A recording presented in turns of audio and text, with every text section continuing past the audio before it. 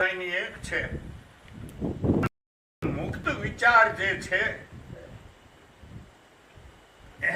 કાયમિક જ્ઞાન બધેથી જડે છે, છોકરા કનેથી મળે છે. આ જ્ઞાનનો વિષય બધું ભર્યું પડ્યું છે, પણ આ મતલબ મારો કહેવાનો એ છે કે લક્ષ્ય સત્ય હોવું જોઈએ.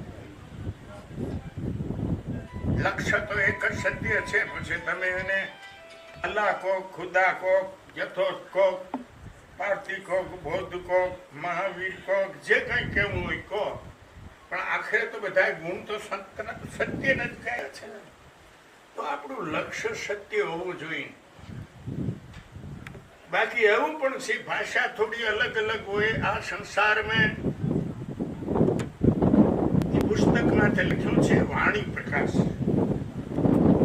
વાણી પ્રકાશ એટલે શું કે સત અસતના માથે એનો પ્રકાશ. સત્ય શું કહેવાય, અસત્ય કોને કહેવાય, જળ કોને કહેવાય, ચેતન કોને કહેવાય, ઈશ્વર કોને કહેવાય, જીવ કોને કહેવાય, માયા કોને કહેવાય, ધર્મ કોને કહેવાય, ટૂંકમાં કહો છો અધર્મ કોને કહેવાય, વિવેક કોને કહેવાય, અવિવેક કોને કહેવાય.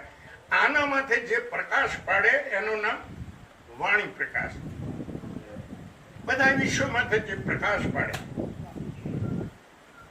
બાકી પછી તો એના વિચાર છે, પણ વ્યક્તિ મુક્ત વિચારનું રહેવું જોઈએ.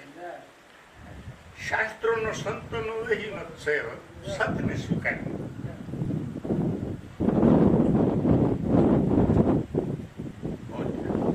ઠીક, હવે કરિયરનું કરાવો